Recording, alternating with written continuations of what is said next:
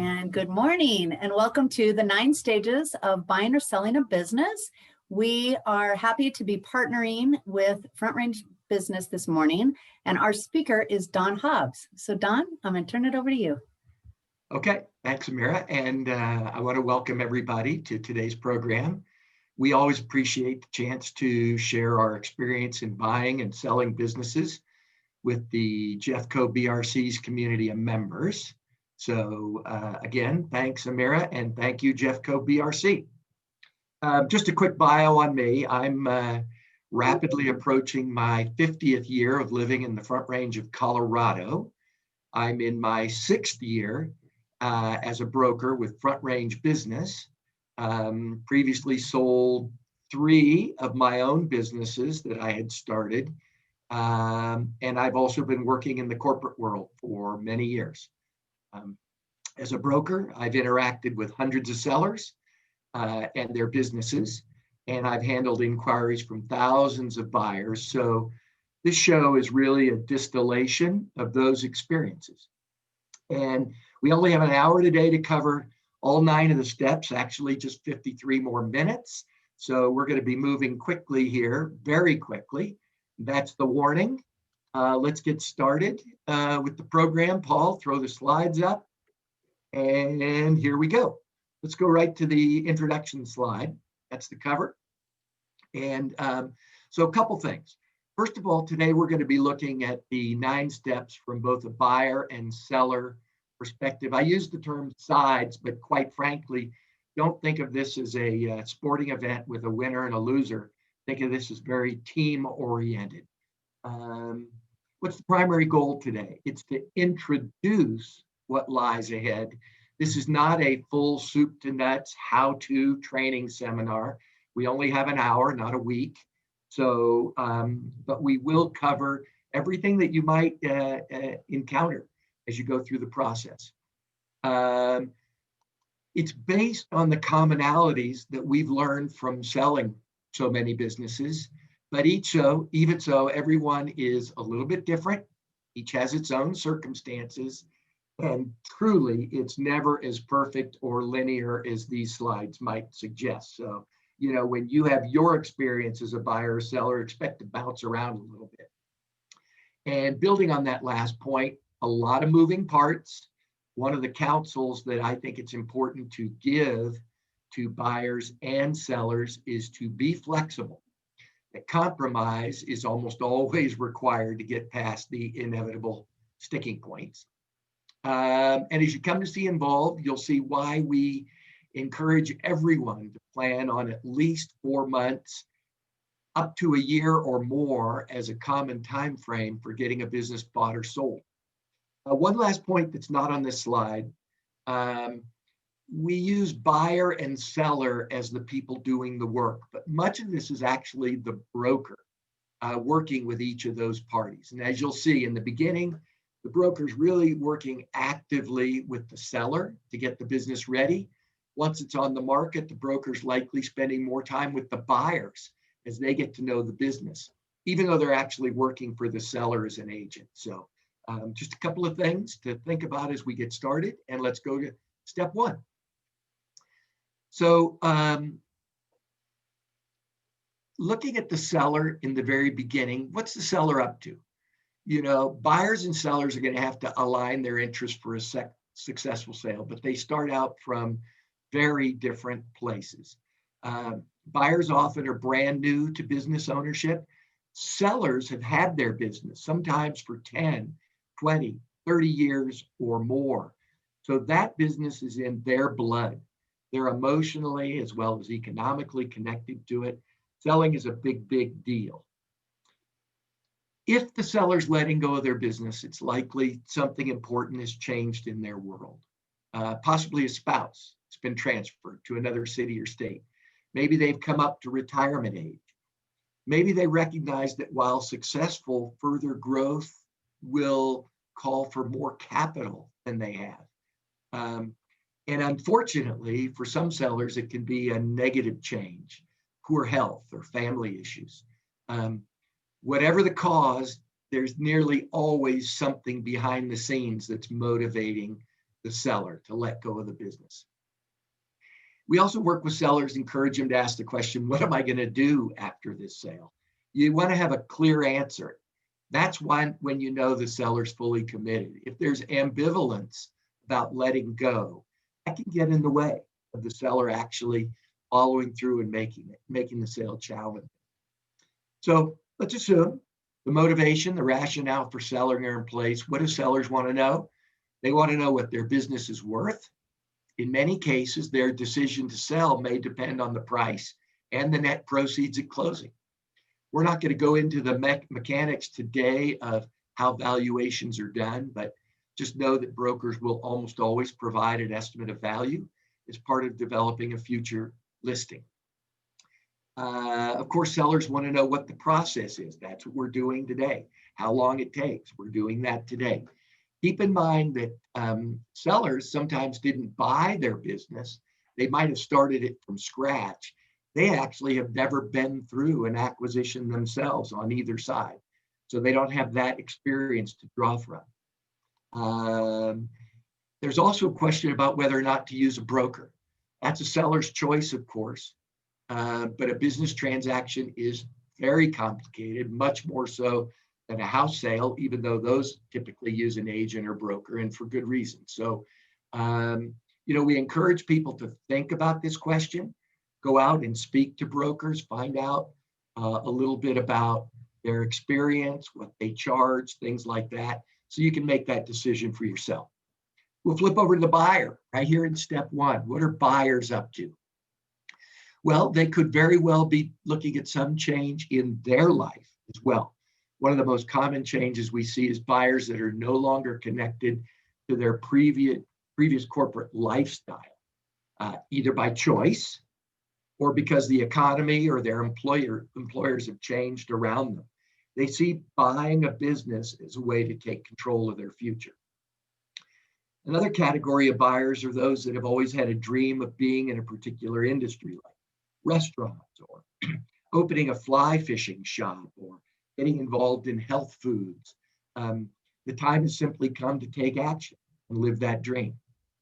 In other cases, buyers have actually been entrepreneurs. They may have owned businesses before, or they still do and want to expand their ownership portfolio. So those that want to acquire a business, but not necessarily run it as a day-to-day owner-operator, they're typically looking at larger businesses. And we're not going to spend a lot of time on that today. We're going to focus on owner-operators. But buyers are asking themselves questions like, should I build or buy? Should I wait until the perfect opportunity comes along? Whereas sellers have just one business to sell, buyers have a choice from a wide range of businesses. And it's okay for buyers to look around, help solidify their thinking, and identify the right business. We see that might take 3 months, it might take 6 months, it might take 2 years. But that's the process that buyers go through, sellers don't. The available amount of financial resources will often determine the size of business that can be purchased. And there are certainly a vast number of business types. The trades offer great opportunities for hands-on owners that want to manage crews, build or fix things, operate in what's often considered a blue-collar environment. Some people want a restaurant. Some would never consider a restaurant. Some like retail, some like manufacturing, some prefer B2B, others prefer B2C. Some businesses require specialized training and licenses, some are more general. The point is, buyers should be whittling down the options based on their experience, what they've learned. Geography is another simple but necessary choice. And finally, really looking at whether you want to be a hands-on operator or an investor. Both valid choices, but often lead to very different businesses that you select from. So let's go to step 2, starting with the seller. This is where the rubber starts to meet the road.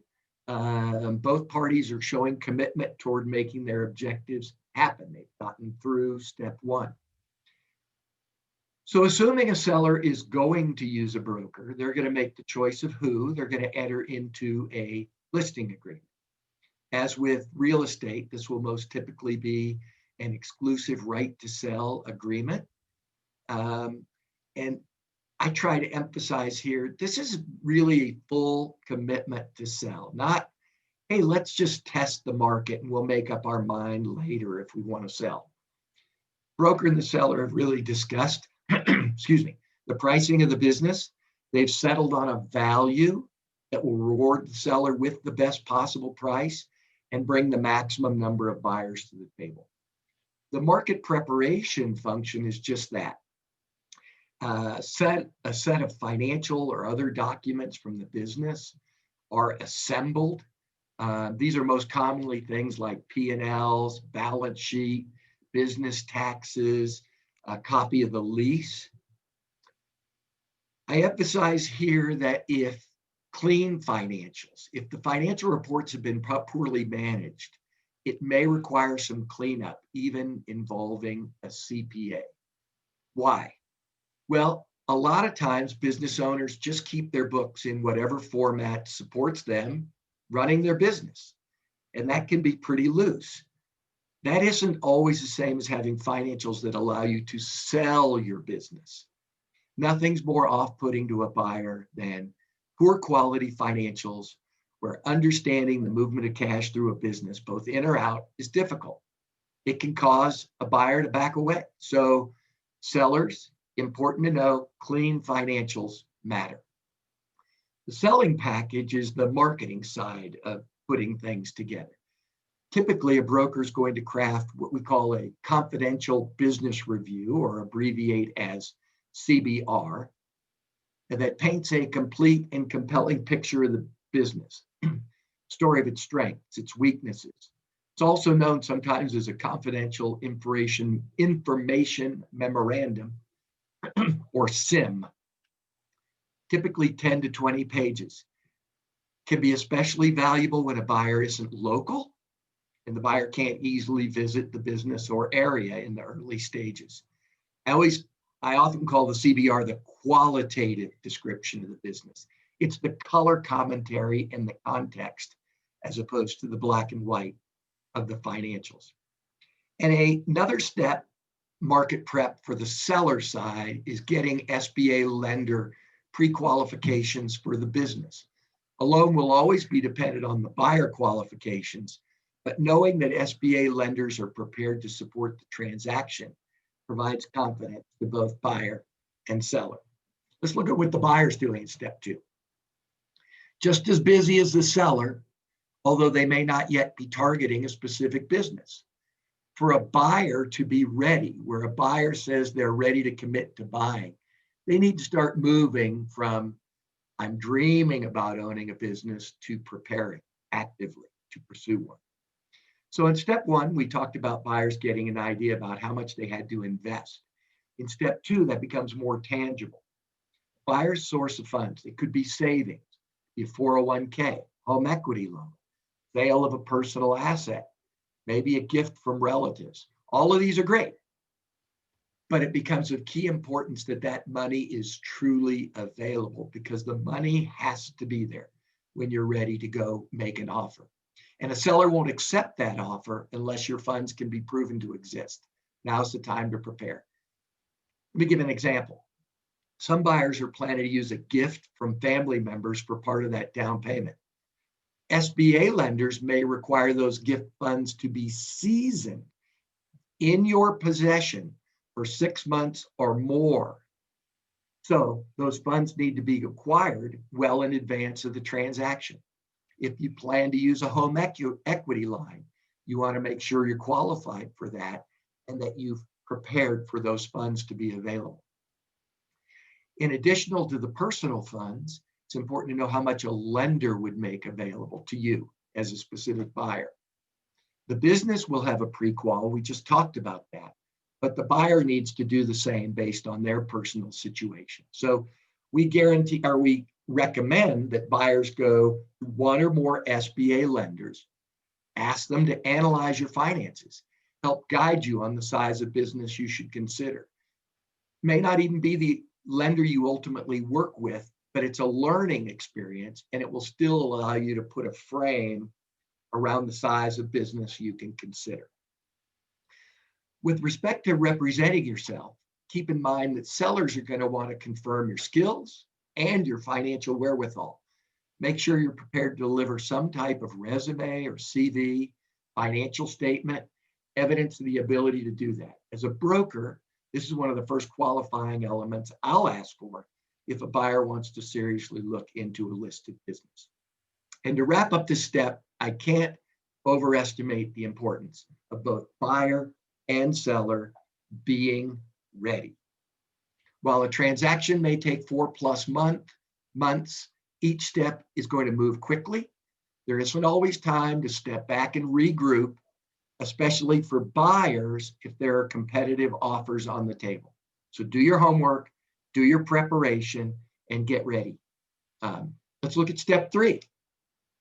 Again, we're staying here with sellers. Sellers is the first because they're really taking the lead on this. This is the first step where a buyer and the specific business are probably going to intersect. Let's go through it. So the market prep is complete and the business can go out into the marketplace. The public listing at this point is very generic. It's designed to not reveal the name of the specific business. I use the example, unlike selling a house, where the bigger the for sale sign is out in front, the better. But that isn't true with a business. There is a lot to protect or maintain when transferring business ownership, since the goal is to transfer as much value as possible to the buyer without disruption of the business. So sellers at this point really don't want to tip off landlords, suppliers, customers, or other valuable assets to the business until the right time. Especially true with respect to employees.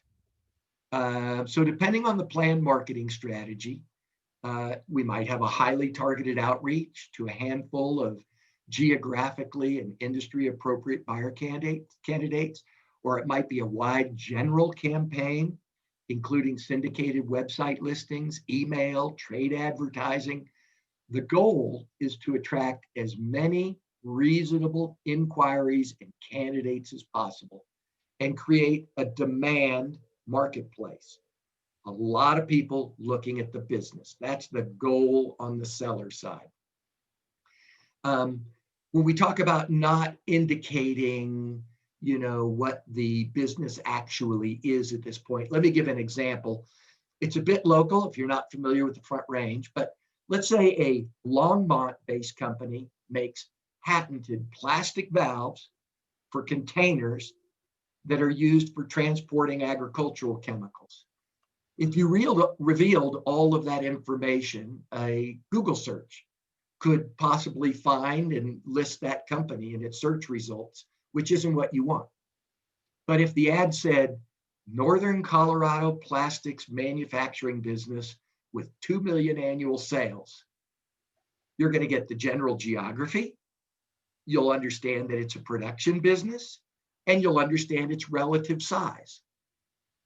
That's enough information to attract semi-focused inquiries at this early stage, which is what we're going for. Obviously, on the seller side, you want as many inquiries as possible. Just to indicate what that might be, I recently closed on a business that had 138 inquiries. I've sold some that only got 10. The point being that almost regardless of the business, there will be interested buyers, assuming the value is transferable to a new owner and the price reflects market realities. Let's look at buyers. They're out in the marketplace seeing what's available. There can be several websites where buyers or businesses are listed, and many brokerages have significant databases of qualified buyers they can market. Where a seller only has one business to sell, buyers have multiple options. Their process is to determine which one offers them the best opportunity for their investment. It's not necessarily a specific type of business. They're choosing between a set of them that could be in different industries. Buyers can be in the market months or even years before choosing a business to acquire. Sometimes they'll try to buy one. They'll see one they really want. They get outbid or otherwise passed over. They've got to start all over. And that's why buyers will often have multiple irons in the fire at the same time, where sellers only have their one business to sell. So when you're working with buyers, you want to keep in mind that they may be looking at multiple businesses, and you're competing with all those other businesses they're looking at. When the buyer inquiries come in, the broker is going to handle those. Again, it's on the buyer side or the seller side here, but it's really the broker that's taking that. And buyers are going to want to jump in. They're going to want to get their hands on any and all information. Broker's job is really take that buyer through some initial qualifying steps, hopefully to everyone's benefit. First thing, require an NDA. That's required always for the broker to provide any company identifying information. And as a broker, I like to begin with a phone call, still have not given out the name of the business, but lay out its basic elements and how it operates without revealing the name. Work with that buyer to determine if the opportunity fits their big picture objectives. And if not, you can move on quickly. And if so, if it is a good fit, we can start moving forward. And so the buyer shows continued interest. They've heard more about the business. It's time to start really qualifying them and having the buyer qualify the business opportunity. Really a two-way street. So buyers, don't be put off. You know, if you get pushed to really show that you're the right person to get this business, the broker's trying to make sure you're a good fit. Make sure that only the strongest candidates are really brought forward through this process. But now we've got a business that's out there. We've got buyers that are genuinely interested. So let's go to step 4, which is where the initial due diligence and qualifying really happens in a serious way. So you'll notice that I'm flipping the order of players here. I'm putting the buyer first. And the reason is, once we get to this stage, it's the buyer who's going to become the initiator for much of the action in the next few steps. So what is due diligence? It's really a broad term, very broad. But it basically covers the research, documentation, and analysis that's used to evaluate the opportunity. For the 9 steps, we've inserted it in 2 places. Here in step 4 as an initial phase, and later in step 6 as an extended stage. So in step 4, those documents we assembled during market prep, remember that? They come into play. Qualified buyers will expect to have access to good information about the business. Not necessarily everything that can be brought forward, but enough to understand the business and how it operates. So I'm going to repeat once more. Many buyers are going to want to get everything they can get their hands on. And over time, most of that should go to the buyer. But not everything at this stage. And the reason is it sort of becomes death by documentation or analysis paralysis, right? You're going to get so much information, you get bogged down in it. What do you want to do at this point? You want to understand the primary attributes of the business if you're a buyer. You want to understand that from a qualitative and a quantitative perspective. The items we're showing on this slide, together with perhaps the chance to have a direct conversation with a seller, maybe take a look at the business, is enough to close out this step. Competent buyers, those that are prepared to close the sale, they'll understand this. But it's important to understand it's not just a process of throwing out every piece of information that could possibly be asked for. It's to really get a solid understanding of the business fundamentals. So the buyer's gotten that information and they have a choice to make. And the question's really simple. Do I want to buy this business? Now, you may not know everything about it yet, but that's where you're trying to get to. Do I want this business? If the answer is no, it's fine to exit. If it's at the maybe question, then it's time to get specific and say, what is it that I don't know that would cause me to say yes or no? And so that's a specific question, not just more information. The question is, what information is needed? And if the answer is yes, we're going to go on to the offer stage, which we'll talk about soon. Let's look at what the seller's doing.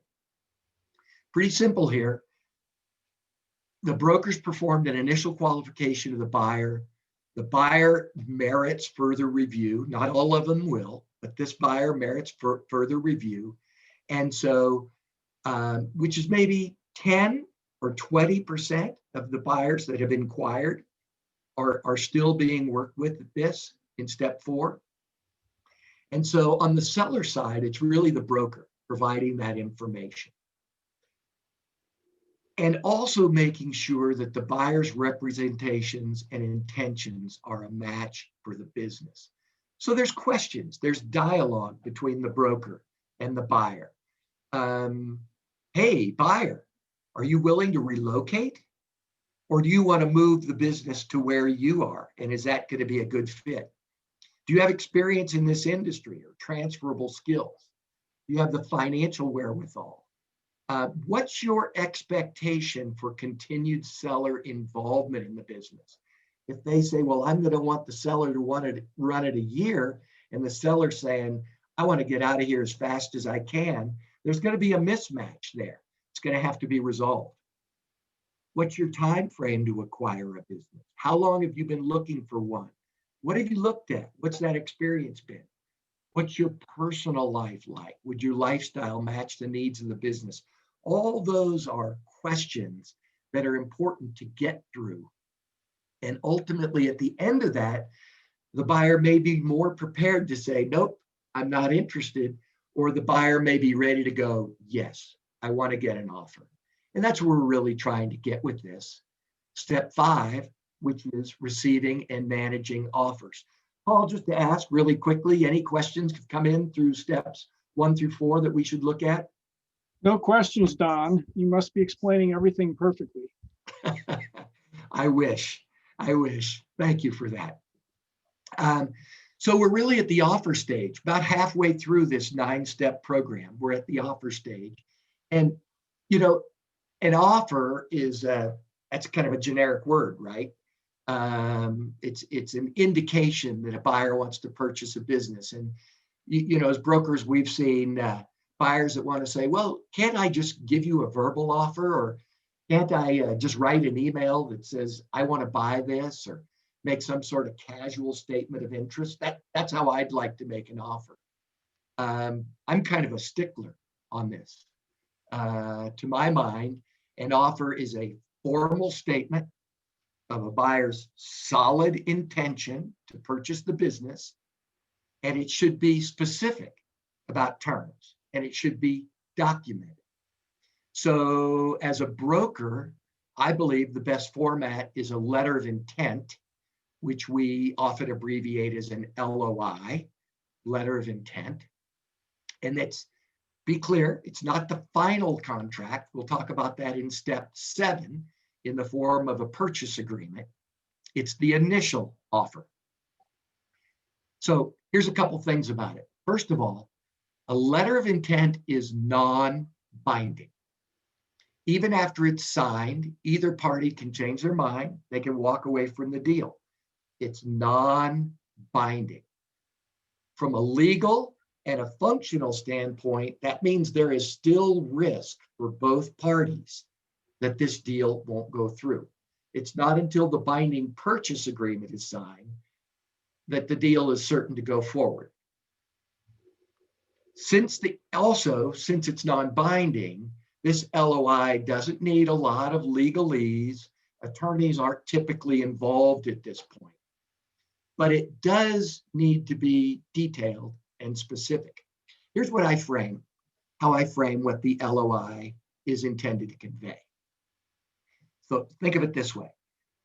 Given from the buyer side, given what I know today, I intend to complete the purchase of this business. If I later determine in due diligence that the business isn't as advertised, or I am unable to meet some contingencies, then the deal will be terminated. Otherwise, consider this business sold. The point being, again, it's not a toe in the water exercise. It's a true offer to buy the business. It's just that everything isn't necessarily proved out at this point, and that's what's going to come later. The LOI is assembled by the buyer and delivered to the seller. Just saw a question pop up asking if there's a template. And yes, if there is a broker involved, the buyer can be assisted by the broker with a template that helps them get the offer organized and described. But ultimately, it's the buyer's document to submit. It's their statement of their intentions to acquire the business and the terms under which they would do it. But yes, a template can be very helpful. And as you can see on the slide, there are a number of important deal points to include in an LOI.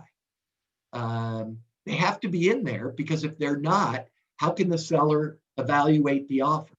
And I'm not going to walk through those today. That's actually a seminar in itself, how to do an LOI. But I want to convey that it's more than price. It's a statement on how the deal is going to get done and when, which is an important part. When. I intend to close this business in 2 months or 3 months or 1 week or 9 months. Without knowing that, you're still very, very open-ended. How can a seller want to choose your offer?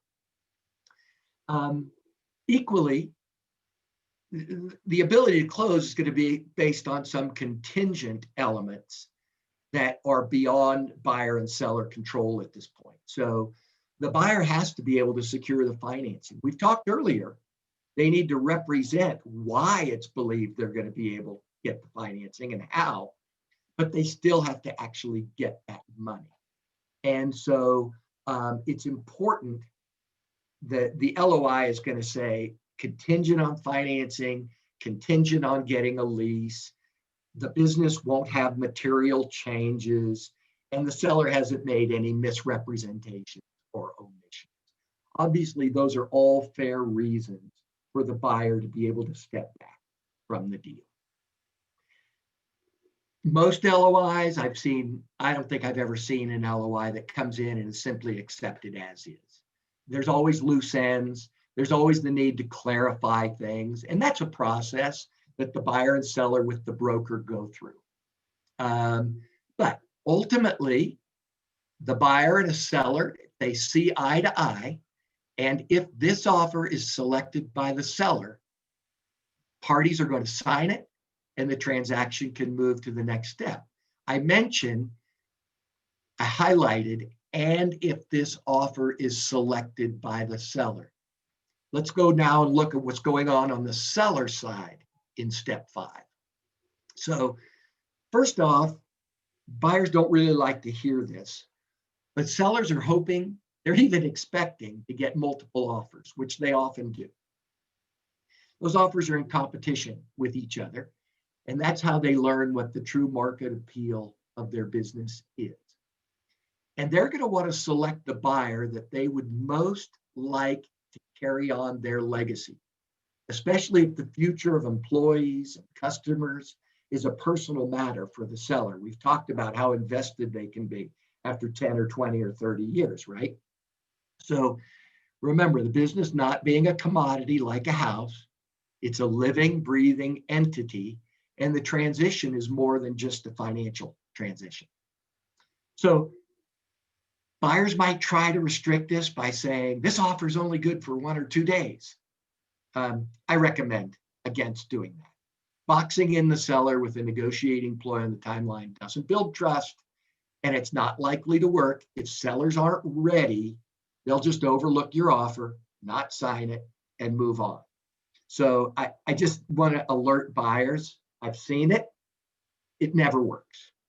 Just understand sellers are going to want a little time to work through this. And also remember that if you are ultimately the chosen person, you're going to be wanting to work really closely with that seller throughout the sale and after. So you want to set up the best possible relationship you can have, not one where you've been leveraging each other throughout the negotiation. So the better you can team build, the better. But assuming the buyer gets past the seller's first qualifier, the offer is reviewed from a business perspective. The key deal points we talked about are evaluated so you know what's on the table. Probably look for a proof of the ability to put together the financial requirements. Is the operating capital there to run the business? And after some negotiation and possibly looking at multiple offers, hopefully one emerges as the best option and the seller is willing to sign it. When I say offer, I mean buyer. Many times the seller is going to take a financially less fruitful offer to get the right buyer, which reinforces what we've been saying all along. Buyers and sellers need to be aligned on more than just money. So at this point, the mutually, there's not a single step where nobody has anything to do. All 9 steps, you're at it. A broker will do much of the heavy lifting. There's a lot of T's to cross. There's a lot of I's to dot. It's a detailed, process-specific activity. And selling and buying are going to be frustrating. So stay calm, stay focused, and remember that both buyer and seller are on the same team.